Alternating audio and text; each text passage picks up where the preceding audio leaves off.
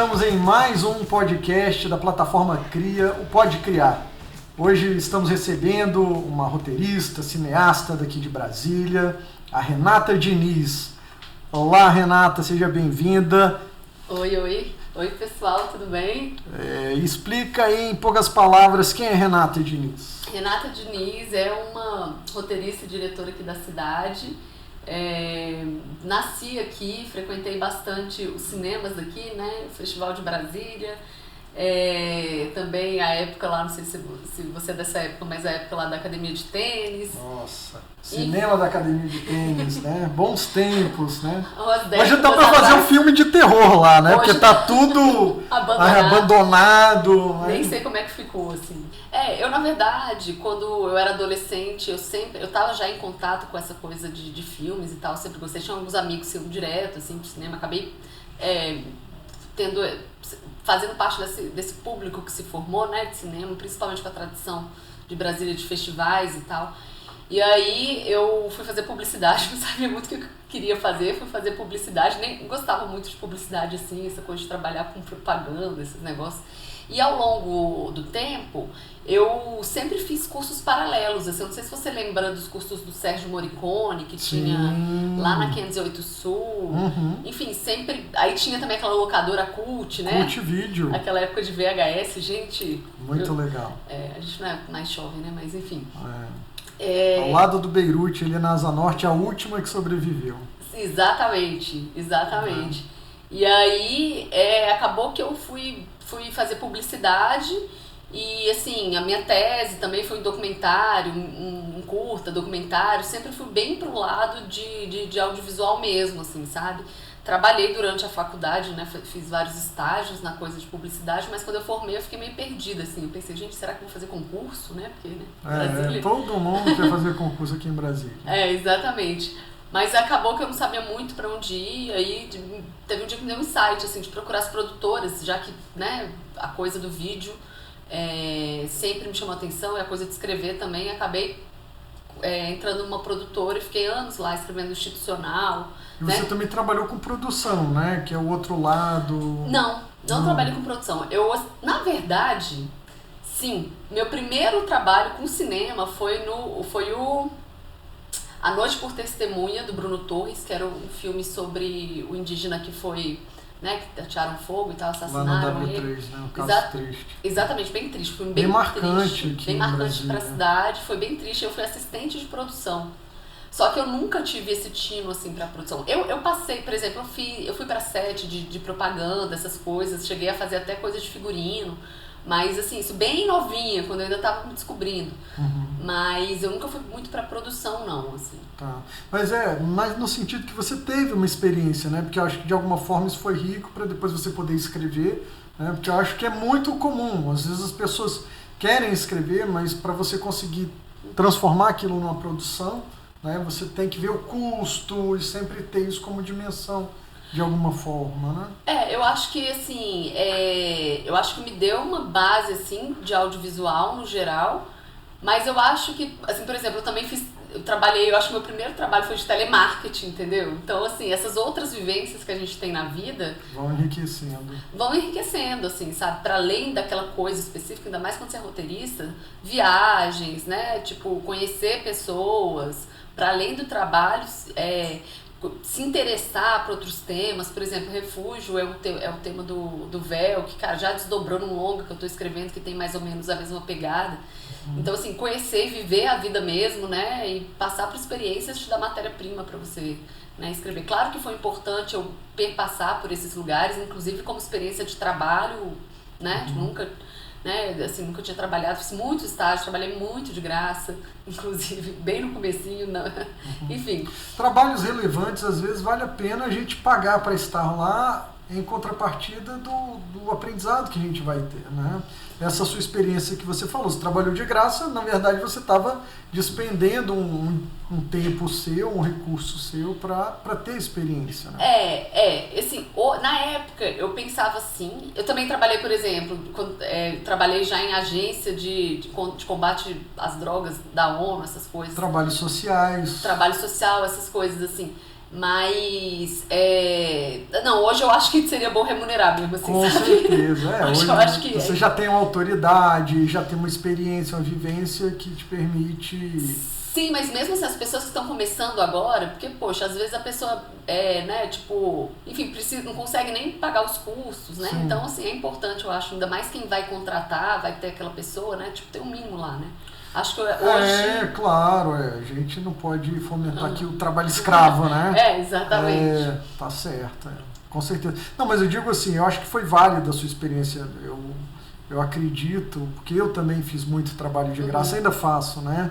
A gente faz muito trabalho social aqui na nossa experiência, mas eu acho que claro, não vamos estimular esse tipo de trabalho, não. E tem uma coisa também, né, quando você pensa em ou uma série, um longo, alguma coisa, né, se mistura essa vontade, essa veia artística com o trabalho, né, porque você pensa numa sinopse, uma coisa assim, você não está sendo pago, né, então, assim, espera-se que, tipo, você consiga remunerar essa sua ideia, esse seu trabalho depois. Na nossa área criativa é muito difícil até mesmo a gente ter autoridade, né? A gente teve uma situação recente de governo, né? De uma redução do fomento, então o audiovisual, que já tinha pouco recurso no Brasil, passou agora por um período de menos recurso ainda, né? Então isso realmente faz muita falta para a nossa classe de criativos, né? E também para movimentar a economia, né? Porque falando nesse... E nas consequências, né? Porque quando vem o recurso para o audiovisual, tudo que ele movimenta em paralelo, né? Porque assim, eu acho que são valores dos mais diversos, né? Tanto de movimentar a economia daquele setor, daquela cidade, né? Que eu estava te falando antes, né? Assim, não é só...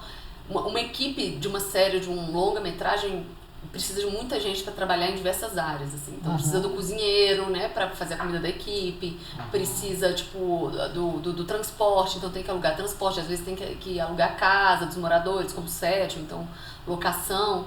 Então isso movimenta bastante, tipo, localmente, e a gente tinha essa política, né, que estava investindo nesses editais do FSA, desde a lei da TV paga, e que já tinha uma agenda, né, com isso no Brasil inteiro, e que também pôde trazer novas visões, tipo, do Brasil profundo, para além do eixo Rio-São Paulo, né? Sim. Tanto é que o Brasil ganhou vários prêmios fora, assim, sabe, curta, longo, você vê que essa coisa do cinema, principalmente, né, de outro, Recife mesmo, assim, Salvador, enfim, são bastante reconhecidos, polos né? culturais, né? Exatamente. Em outros estados.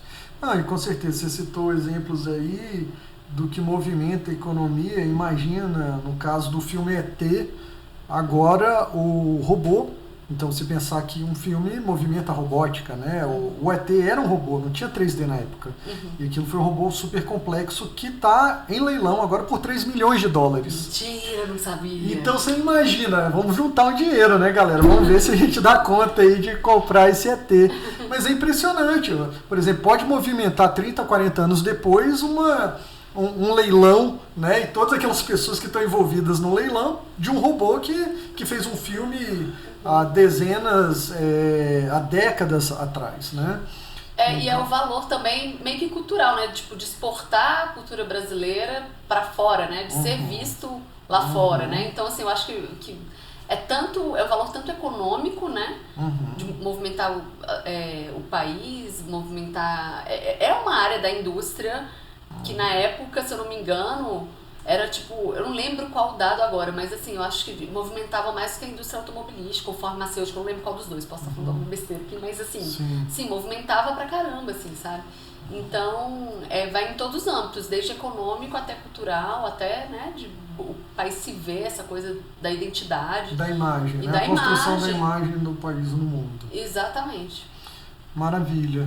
E a gente, no nosso roteiro aqui, Renata, sempre tem o que foi um momento aí mais complexo da sua carreira, que você depois de já ter engrenado como cineasta, como roteirista, o que foi um momento difícil aí de superação? Passa aí pra gente, momento de superação. Momento de superação. Deixa eu ver. Eu sempre fiquei muito preocupada em pagar minhas contas, né? E, claro, né? Todo mundo trabalhar e tal. Então... assim, eu não sei exatamente o momento de inspiração, não sei se eu posso falar daquela coisa, sabe? Mas, assim. Sim. De repente trabalhos complexos, né? Talvez. Entendi. Eu, assim, logo que eu entrei na produtora... No mundo de produção, né? No mundo de produção. Então, teve essa parte complexa minha de eu pensar, gente, como que eu vou trabalhar, né? Sair da publicidade, não tenho o menor tesão, desculpa aí, em publicidade, Vamos cortar essa palavra. Tá. Foi assim. Tá, deixa eu retomar. Não, mas fica tranquila. Na verdade eu tô falando que a gente vai cortar, mas vai sair tudo, né? Não vou cortar nada, não.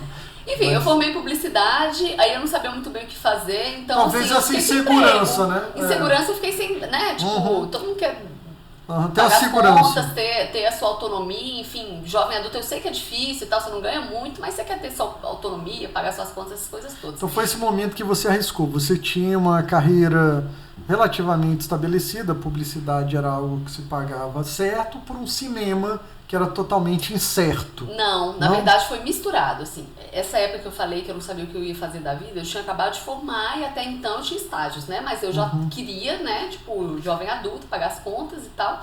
Então eu fiquei sem saber o que fazer. Então, assim, eu fui trabalhar num jornalzinho de um cursinho, né, recebendo bem pouco. Aí eu não sabia pra onde ia, se fazia concurso ou não. E assim, esse negócio de concurso pra mim não encaixava muito. Aí assim, entrei numa produtora de vídeo super grande na época, tinha um núcleo de conteúdo, que foi quando eu tive esse insight, então vou procurar um produtor, escrever, né, ver, será que tem roteiro, parte de roteiro? E tinha uma que tinha, né, e eram roteiros institucionais, assim. Então, querendo ou não, não é que tenha sido um desafio, não foi um percalço, assim, eu acho que eu tive bastante aprendizado, teve os percalços também, daquela coisa, né, tipo, da exploração e tal, mas assim, foi super legal porque, né, eu escrevi sobre 1000 coisas, sobre segurança no trabalho, já sei tudo sobre, assim, elevador cremalheira, né, segurança em frigorífico, segurança em, sei lá, um monte de coisas. Escrevi sobre muitas coisas, assim, sobre, sei lá, projetos ambientais, então tinha cases de vez em quando, então acaba que você tem que se superar em assuntos que não são familiares a você. E você acaba adquirindo conhecimento, né? Então, enfim, eu tava lá escrevendo institucional, sabia que eu queria roteiro, em paralelo eu falei assim, você vê um curta e vou entrar no FAC, Fundo de Apoio à Cultura, que eu acho que é uma boa oportunidade, ainda mais para Brasília, porque é quase anual, ultimamente não tá tão certo assim, mas ele ainda existe, e aí eu falei, vou escrever aqui um roteiro, né, de ficção que eu quero fazer, eu tinha feito um curso, aí eu, vou escrever aqui um roteiro e vou mandar pro edital, assim, tem uma rubrica lá, não uma rubrica, mas uma linha para iniciantes, né, então eu escrevi, fui selecionada e foi bom porque, cara, foi uma experiência que eu virei pra galera, fui lá, me juntei com o Casarré, né, tenho esse roteiro aqui, consegui esse dinheiro do FAC, quero rodar, e também mergulhei, né, conversando com cada cabeça de equipe, então aprendi bastante, né, eu chegava e falava assim, eu quero assim assado, o que você acha? Então, todos os cabeças de equipe eu trocava muito, porque quem era a Renata na fila do pão não sabia nada, aí eu, assim, já chegava falando isso para todos os cabeças de equipe para entender o que podia fazer, o que era possível, o que não era possível, e saiu um filme legal, assim, rodou, ganhou 4 prêmios no Festival de Brasília, acho que direção, roteiro, som, muito bacana. Foi para festivais internacionais, acabou que eu fui para Espanha na época, para o Festival de Huesca, que a Ancine tinha essa linha, né? Se o seu filme era selecionado no festival tipo A ou B, que são os mais importantes, você podia ter um recurso para ir lá representar o filme, né? Coisa que hoje agora tá cortado. Não tem mesmo, né? Então, assim, eu fui meio que sabendo dosar, assim, então, assim, o institucional paga minhas contas, talvez o cinema não pague tanto, mas é um portfólio, né? E, assim, é algo que eu gosto de fazer. Então, eu vou mandando lado a lado aqui. Fiquei muitos anos nessa produtora, tive muitos aprendizados e tal. E aí chegou a oportunidade, teve uma época que eu fui fazer, inclusive, uma cirurgia, assim, sabe? E tive que ficar 1 mês de recuperação, e aí surgiu a oportunidade de me chamarem para dirigir uma série, que foi junto com Caetano Puri, da Asa Filmes. Legal. Asa Filmes. Mas assim... Asa Sim. Aí, enfim, aí foi nesse momento que eu deixei a produtora, deixei aquela segurança de um trabalho fixo, né? Pra poder apostar em trabalhos que me contratavam e nos meus próprios projetos, assim, sabe? E aí, a partir daí, a coisa foi andando, assim. Então, eu escrevi roteiros de dois longa-metragens de documentário que estão sendo rodados agora. Entendeu? Isso daí foi bem antigo. A sua experiência bacana, recente agora com Maurício de Souza, né? Sim, aí fui... exatamente, aí eu escrevi mais pra agora, né? Tô em salas de roteiro, então teve 2 salas, né, do Maurício de Souza. Uma Vamos Brincar, que tá no Giga Globo, já estreou. E outra, Franjinho e Milena, que vai estrear na HBO. Enfim, e também essa coisa de poder mergulhar em laboratórios, né? Isso é uma dica bacana que você queria dar para o pessoal, né? Uma possibilidade de como eles podem, quem está aí começando na área de roteiro, de cinema, fala um pouquinho aí. Tá, então assim, a minha experiência, o meu caminho que eu escolhi foi: preciso pagar as contas, quero fazer as coisas que eu gosto, que assim, não necessariamente dê dinheiro, mas assim, né, futuro pode vir a dar, mas que faz o meu portfólio, assim, que vai fazer meu portfólio. Então, além de ir fazendo institucional, eu pegava os meus projetos, as minhas ideias, as minhas sinopses e escrevia nos laboratórios, assim. Então, tem vários laboratórios muito interessantes. Por exemplo, aqui eu fiz 2 vezes o Icumã, que é em Goiânia, né? É em Goiânia. Então, eles abrem a inscrição, eles te pedem sinopse, perfil de personagens, uma imagem síntese, enfim, carta motivacional. Aí você escreve, se você é selecionado, você vai para o lugar. Esse específico era uma semana num hotel fazenda, com profissionais do Brasil inteiro, tanto de produção quanto de roteiro, analisando seu projeto e fazendo ele andar pra frente, assim. Então foi uma experiência bem legal, fui 2 vezes. Foi com uma série, foram 2 séries de TV, eu inscrevi como série de TV, não foi como longa-metragem. E assim como ele, tem vários outros, assim. Por exemplo, aqui em Brasília eu lembro que eu fiz um laboratório também com a Alexei, que falava sobre a estrutura de, por exemplo, trama A, B, C, das séries, essas coisas, no Festival de Cinema. Então, todos esses festivais têm também laboratórios. O Curitiba Lab também, Curitiba tem. Então, tem também a FLUP, que aí é para direcionado a atores negros. Assim, esse eu não fiz, mas eu escrevi já algumas vezes, não passei, mas eu acho que quem passa tem uma ótima experiência. E aí, assim, existe um monte de laboratório que eu acho que, se a pessoa conseguir entrar, além de melhorar o seu próprio projeto, entender como as coisas funcionam, você acaba conhecendo profissionais do mercado e fazendo networking. Inclusive, eu lembrei de uma coisa. A primeira vez que eu fiz o Icumã, eu conheci a Mari Brasil, que é uma produtora, e uma produtora executiva, e ela trabalha muito fora do eixo Rio-São Paulo. E ao longo do tempo, na pandemia, ela resolveu abrir uma agência de roteiristas. Que bacana. E assim, desde o Icumã, ela me falava dessa ideia, assim, sabe? É em São Paulo? A agência? Agência? Só que é uma coisa mais online, assim. Ela mora lá, mas assim, tem roteiristas, eu acho, inclusive, mais fora do eixo Rio-São Paulo do que lá mesmo. Então assim, quando ela foi abrir a agência, ela me consultou antes, né? Ela falava, tem esse projeto. Mas Mariana, mas por quê? Eu tô do lado, tipo, do Davi, do Thiago, que são pessoas que já são conhecidas no mercado. Aí ela, não, quero colocar roteiristas de todos os níveis. E que eu acho que tem potencial, que tem talento. Então foi o primeiro laboratório a conhecer ela. 4 anos depois, 5 anos depois, no meio da pandemia, apareceu uma oportunidade. Ela me agenciou. Opa, eu sou agenciada hoje, e é bom que é uma porta de entrada também. Então foi quando eu conheci Foi por meio dela que você teve acesso a esses roteiros do Maurício de Souza? Não. Esses... Não, mentira. Teve um que foi. Foi, assim, na verdade, o diretor... O diretor não, o roteirista-chefe já me conhecia, ele conhecia o Requilha, que é meu curta, ele tem um longa também, que é infantil, e ele me queria. E a Mariana fez a ponte e me indicou também, né, falou pra ele, assim, que eu seria uma ótima opção. E aí ela trouxe esse trabalho, assim.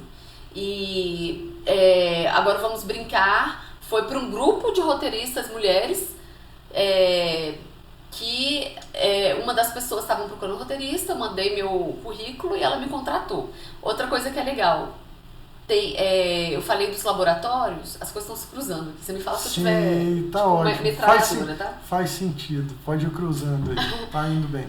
Eu tava falando dos laboratórios, tem também os festivais de roteiro, tipo... Que é uma outra oportunidade, né? Que você falou, desde os editais da FAC, por exemplo, né? Para iniciantes. Até os mais os festivais, por exemplo, o Frapa. O Frapa é um festival que acontece em Porto Alegre. E aí, assim, tem várias atividades. Você pode se inscrever. Esse ano eu fui para 5 rodadas de negócio lá. E tem mesas, enfim, é bem legal para conhecer gente. E também tem um concurso de roteiro, tanto de piloto quanto de filme. Nesses festivais. Então imagina, se você tem um roteiro desse, é selecionado, dá uma visibilidade, você tem que fazer pitching, né? E tem um outro festival que é muito legal também, que eu me inscrevi já uma vez, junto com a Renata Mizardi, que é uma roteirista amiga minha do Rio, que é o Festival Cabiria, que é específico para mulheres, assim, sabe? Então, Frapa, Cabiria, os mais regionais, assim, as rodadas de negócio, todos esses festivais têm rodadas de negócio, assim, Festival de Brasília, o Icumã, que é mais centro-oeste, né? Eu acho que é bem importante, assim. E me fala um pouco das suas experiências com streaming, né? Que você teve aí já alguma vivência. Então, na minha vida, eu tinha escolhido assim, né? Eu fiz a estratégia, né, de tipo ter 3 pilares, né? Os institucionais na época que pagavam as contas, agora estou fazendo um pouco menos. Os projetos que me contratam, por exemplo, aqui de Brasília mesmo já me contrataram para fazer documentários, roteiros de documentário, tipo Xerifes do Mar, Jardim Piloto, que devem estrear aí. Esses dias também, o pessoal lá da Cocria, é engraçado que a Podcria tem o pessoal da Cocria, beijo Valdo, beijo Natália. Enfim, e a outra coisa pra mim, que pra mim é a cereja do bolo, são as salas de roteiro. E aí, essas salas de roteiro, elas acontecem pelos streamings, né? Então, basicamente juntar um monte de roteirista e ficar pensando numa série e, assim, fazer o caminho, né? O passo a passo, a sinopse, as escaletas, os roteiros. Por quê? Se você vai escrever um filme, você tem, tipo, o filme tem 1h30, 2 horas, 120 páginas no máximo, assim, né? Agora, uma série, você tem, sei lá, se for 10 capítulos de 1 hora, são 10 horas, né? Então, uma pessoa só para escrever 10 horas... Não dá, tem que ser um time. Não dá, tem que ser um time e todo mundo jogando ideia, assim. Então, é basicamente você ficar jogando ideia, e construir o arco, né, dos episódios, dos personagens, e isso eu acho muito legal. E aí eu tive a oportunidade de trabalhar nesse Vamos Brincar, da Turma da Mônica, nesse modelo, o Franjinho Milena. E aí um edital que eu ganhei do FAC, de um projeto meu de série também, eu tive a experiência de chefiar a sala, sendo eu própria. A roteirista-chefe. A roteirista-chefe, né? Então, assim, uma coisa que não é pra stream, mas que eu tô tentando vender, mas aí já tem um projeto super conciso, que a gente chama de Bíblia, né? Bíblia de série, que é que é a sinopse, a logline, o perfil dos personagens, a sinopse de todos os episódios. Esse é um documento que a gente ouve falar bastante, né, quando tá nesse meio. E é uma coisa que eu acho bem legal.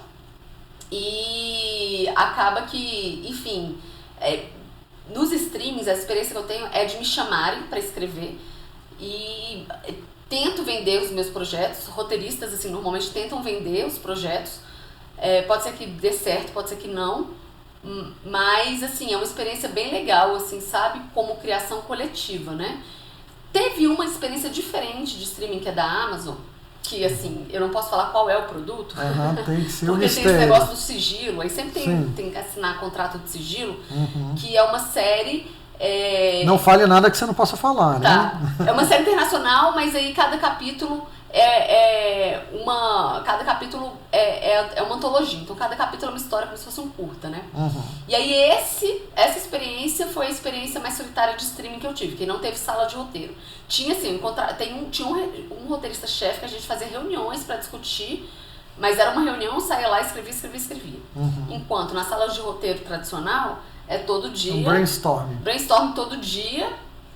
Pessoas conversando e jogando ideia, e assim, 90 ideias. Processo muito rico, né? Sim. Processo muito rico. Porque é engraçado, é gostoso, porque assim, vem uma ideia ruim, E você trabalha ela e sai uma coisa melhor. E aí, assim, a ideia é péssima, mas aí dá o gancho para outra pessoa pensar em outra coisa e vai puxando esse fio que é muito legal, assim. E aí eu tive bastante experiência de sala de roteiro na pandemia online, então acho que a pandemia meio que facilitou, foi péssima, só que nesse sentido facilitou esse trabalho mais, né, de colaborativo, integrativo. Sim, de você não precisar estar presencial, até porque, e o que eu acho muito legal, assim, gosto muito do trabalho presencial, mas eu acho muito legal, assim, até como, né, acesso ao trabalho, né, porque, por exemplo, às vezes a pessoa mora muito longe de uma sede, né, então tem que pegar um ônibus, tem que ficar 1000 horas para chegar no lugar e tal, enfim, o pessoal acha estranho, mas eu costumo gostar dessa coisa online. As novas gerações estão muito ligadas no online, né? Nesse formato. Eu acho que o presencial também é importante, mas assim, eu acho que, pelo menos nesse nicho específico de sala de roteiro, abriu oportunidades para cabeças fora do eixo, né? Fora do eixo Rio-São Paulo, também trazer suas histórias, seus olhares, que enriquece muito a coisa. E talvez as pessoas se sintam mais à vontade de expressar as suas ideias estando num ambiente confortável, no seu próprio espaço, do que talvez no grupo, né? Porque o grupo, ele dá uma certa... Você tem, por outro lado, o contato humano, mas você também tem a inibição, né, do escritor. Às vezes o escritor é um ser meio solitário. Eu acho que depende da personalidade, assim. Eu, na frente das câmeras, estava com você que eu fico meio envergonhada e tal, mas eu sou bem expansiva, assim. Você já esqueceu as câmeras. Eu esqueci, é verdade, eu esqueci. Mas, independente se é presencial ou se é online ou se é híbrido, pelo menos as salas que eu participei queria ser um ambiente seguro, tão seguro, assim, sabe? Sim. Que por exemplo, eu participei da Viacom, de uma iniciativa chamada Narrativas Negras Viacom, que a gente escolhia... Era como se fosse uma sala de roteiro, mas em vez de pegar uma série, um filme e desenvolver todo, assim, a gente pensou em vários produtos, tanto série como filme, só que o argumento da coisa, assim, então um argumento bem conciso, Viacom / Paramount, né? Apresentava para eles escolhiam ou não, assim. E aí, para você ter ideia, essas pessoas, o Estevão, a Lídia, a Eliana, o Marton Olímpio, que eu acho que vale a pena seguir, é um roteirista ótimo, brasileiro, eles viraram amigos até hoje, assim. E a Lídia virou minha best e eu nunca vi ela. E eles todos moram no Rio de Janeiro. E eu tô indo pro Rio de Janeiro semana que vem, é a primeira vez que eu vou ver ela. A gente se fala, a gente se liga, assim, sabe? Acabou ano passado, até hoje a gente se fala. Então acho que tem essa coisa também. Vai ser uma revelação. Vai ser, gente, você é baixinho, você é alto, não sei como é que ela é fisicamente. Olha só. Já trocou confidências, assim, sabe? Isso é muito comum nos dias de hoje, né? Eu tô louca pra ver ela. Interessante. Aproveitando aqui um momento jabá, onde é que as pessoas que estão assistindo, ouvindo o podcast, elas podem conhecer o trabalho da Renata? Faz aí uma tem umas coisas interessantes. Tem o Requile e tem o Véu de Amani, né, que são os 2 curtas que eu fiz. O Véu foi esse que também rodou vários festivais, ganhou um prêmio importante, como Kikito de melhor roteiro, em Gramado. E o Requile é recente, né? Não, o Véu de Amani é recente, o Requile é mais antigo. É mais antigo. E aí ele tava... Eu acho que os 2 estão no Canal Brasil. E também tem uma outra dica de curta-metragem, que é a Cardume. Tem a plataforma Cardume, que é tipo um Netflix, só que de curta-metragem. Os 2 estão lá também. Então é legal porque tem um monte de curta, produção brasileira. Inclusive, eles fizeram uma iniciativa que eu acho que no mês de agosto, eles pegaram 13 filmes e colocaram na Gol. Então quem viajava de Gol podia lá baixar e ver esses 13 curtas brasileiros, assim, sabe? E eles têm uns projetos muito legais também, eles também têm concurso, toda hora eu lembro de um, tá vendo? Tanto de concurso que tem. Streaming Cardume. Ele é de curta-metragem. Eles têm concurso, por exemplo, agora você júri deles de um concurso de argumento de curta-metragem. Então quem ganhar vai ter um apoio aí pra realizar o próprio curta-metragem, assim, sabe? Então é bom ficar... Todas essas coisas que eu falei, se você quiser eu posso passar escrito pra vocês colocarem na descrição depois. A gente pode botar nos créditos aí no final. E você tem um Instagram que as pessoas possam conhecer um pouco de você? Tenho. É renata.dpr. É Diniz... corta essa parte porque meu sobrenome é uma coisa horrorosa. Eu vou falar depois. Mas é DPR. DPR. Renata.diniz D de Diniz, P de Pato, R de Renata, @gmail.com. Depois eu te conto. Legal, legal. E se as pessoas quiserem entrar em contato contigo para conversar sobre roteiro, criativos, você tem aí, dá uma cancha para orientar a turma do início? Olha, eu assim, desde da minha experiência toda, assim, eu gosto de passar as coisas pra frente, claro, quando dá tempo, né? Então, assim... Vida muito corrida.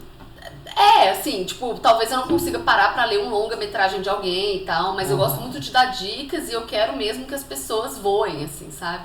Por exemplo, tem uma menina aqui de Brasília que chama Cecília, ela virou minha pupila. A gente fez uma sala de roteiro presencial, foi minha primeira sala, foi com a Simone, com o pessoal de um núcleo criativo, justamente do FSA, né? Então, e ela era assistente de roteiro, assim, e eu achei ela muito inteligente, ela com uma vivência e um olhar, assim, sabe, sobre as questões sociais e da vida bem legal, assim, e ela me chamou pra fazer a consultoria da tese dela de final de ano, né? Ela fez um projeto de série, eu fui lá, fiz, e aí indiquei ela pra série na Amazon, pra um monte de coisa que ela acabou entrando, assim, sabe? Então, eu acho que é muito importante passar o que a gente sabe pra frente, assim. Claro que eu não vou, tipo, talvez eu não tenha o dia inteiro pra ensinar coisas, mas, tipo, eu adoro dar dicas, assim, sabe? Pra pessoa poder se desenvolver e seguir esse caminho, assim, eu acho bem legal. Bacana, Renata. E uma mensagem final aí pra turma do audiovisual, pros próximos anos? Pros próximos anos. Então, eu tenho esperança que os próximos anos volte esse fluxo, essa máquina, né? Tipo, essa cadeia produtiva que começou aí com a lei da TV paga, né? Então, assim, eu acho que os recursos públicos setoriais, do audiovisual. Eu imagino que isso volte. Claro que tem muita coisa ainda para ser feita, tem que regulamentar o VOD, o streaming, essas coisas que a gente não tem a regulamentação, eu tava falando com você hoje, né? Sim. Que, assim, se você questão dos direitos, né? Você recebe para fazer o trabalho e depois você não tem mais gestão da sua obra, né? Isso nos streamings, assim, né? Quando é uma produtora, né? Também, assim. Agora, tipo, nas políticas públicas, não. Você que tem os direitos da sua obra, assim. Então, acho que isso vai acontecer. Espero que isso retome, né? E eu acho que, cara, é sair vendo todas as oportunidades que der. E se tiver alguém que... né? Uma área, por exemplo, adoro o pessoal do áudio, por exemplo, né? Então, assim, ver as pessoas, os profissionais que existem. Quando eu falei do pessoal do áudio, tem a Olivia Hernandes, né, que é uma cubana aqui de Brasília. Ela me falou de uma tese sobre som no roteiro, que, enfim, ela é cubana, estudou na escola de Cuba. Eu li essa tese, fiquei louca, achei bem legal, assim. Então, ver as áreas que você gosta, conversar, grudar, pedir pra acompanhar mesmo, assim, ou pedir até pra trabalhar, assim, sabe, no que você quer. E assim, eu sempre fiz questão de pagar minhas contas, então assim, também, às vezes, o trabalho que a gente tem não é exatamente só o que a gente gosta, né? Então, assim, eu gostava de fazer institucional também. Então, e vendo todas as possibilidades para poder, né, colocar aí os pilares, quando um dos pilares tá fluindo mais, ótimo, você fica naquilo. Por exemplo, agora um pilar meu que tá fluindo é de um longa-metragem que eu tô escrevendo, que ele foi selecionado agora pro BR Lab, um laboratório. E, enfim, também está entrando num processo aí da Rede Paradiso. A Rede Paradiso é outra coisa. Outra oportunidade. Rede Paradiso, ele reúne talentos brasileiros e faz essa conexão entre laboratórios internacionais, enfim, isso é bem legal. E aí eu tô nessa seleção também, tomara que dê certo, do Projeto Paradiso. Então, assim, tô focando nisso porque a confluência tá indo nisso. Aí, tipo, até pouco tempo atrás, estava uma sala de roteiro atrás da outra. Então, assim, ir experimentando e se jogando, assim, sabe? Legal. E vivendo a vida também para poder ter histórias para contar, né? Maravilha, Renata. Então, chegamos ao final aqui do nosso podcast. Agradeço a sua presença, foi muito rica. Espero que ajude a nossa audiência aí a se orientar, a buscar caminhos que não são fáceis no audiovisual brasileiro. Né? Espero que as coisas melhorem para todo mundo, né? Em todas as áreas, na área cultural, enfim, educativa, na área de meio ambiente, a partir desse momento, né? Que a gente tem uma nova esperança aí. Bacana, Renata. Muito obrigado. Obrigado a todos e até a próxima.